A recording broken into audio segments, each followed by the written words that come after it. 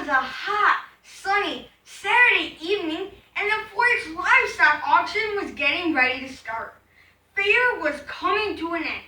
As I approached the livestock area, in the distance, I saw someone doing this crazy dance with a couple of other people. It was odd to think that there was someone outside the barn waving their arms and stomping their feet with no music playing. I continued to the livestock area. Before I go any further, I would like to introduce myself. My name is Colleen Donaldson. I am in 7th grade and a member of the Southern Spurs 4-H Club in Lake County, Indiana. Today, I will be speaking about how to prevent a barn fire and what to do if there is a barn fire. Ladies and gentlemen, that is exactly what I was seeing, a barn fire. You might ask, how in the world do you prevent a barn fire? Consider each barn fire differently. Contact your local fire department to have them do a checkup of your barn, and they will offer you recommendations on how to keep your barn fire-free. First things first, no smoking in or around your barn. Post no smoking signs at every entrance, exit, and outside your barn too. Ladies and gentlemen, we need to utilize the ups. Clean up, pick up, sweep up, and practice up. Clean up cobwebs from walls, stalls, electrical boxes, lights, and fuse boxes, as this can help start a fire. It is amazing to see how much dust cleans the cobwebs. Take all garbage to a garbage can outside your barn. Feed and grain need to be kept in a solid container. Hay needs to be cured or dry. Bedding and hay need to be stored out of the aisleways. Bedding, hay, feed, gas, cobwebs, and dust are considered combustibles, which need to be kept in another barn. Pick up loose baling twine. Do not put it on the ground. Dispose of it in a trash can. Keep your barn clutter-free. That is the way to be.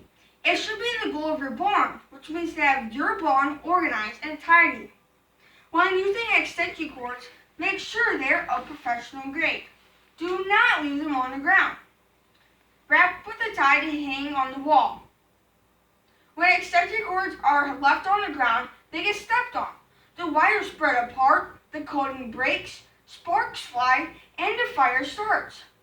Ideally, electrical devices should be professionally installed in conduit.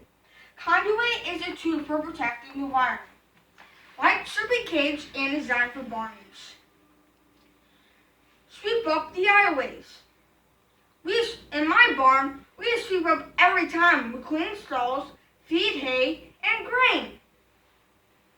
Practice up. Host barn cleaning parties. Many hands make for light work. You can use these cleanup parties to disinfect too.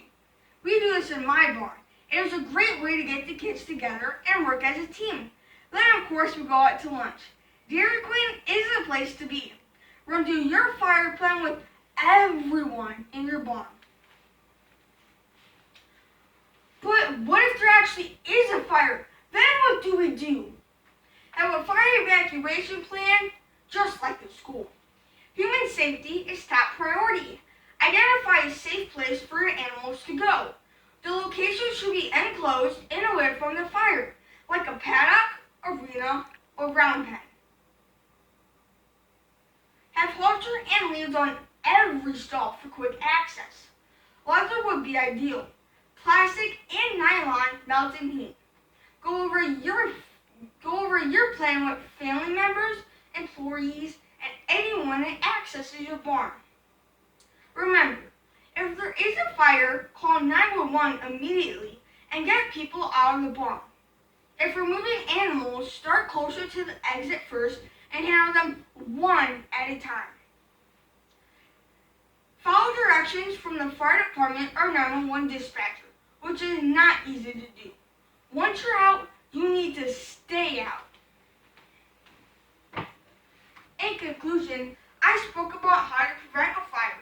The 4 ups: clean up, pick up, sweep up, and practice up. And what to do if there's a fire. Now going back to my story, the people doing that crazy dance were doing the fire jig. An electrical cord sorted out started to spark and caused some dust on fire, right next to the manure dumpster. A catastrophe could have happened, but did not. For me, it made me wonder what could have been done to prevent that from happening. My resources today were the Cedar Lake Fire Department, Nick Major, Vicky Gianni, 4-H leader and barn owner, www.extension.tsu, and my own personal experience. Thank you for your time today. Are there any questions?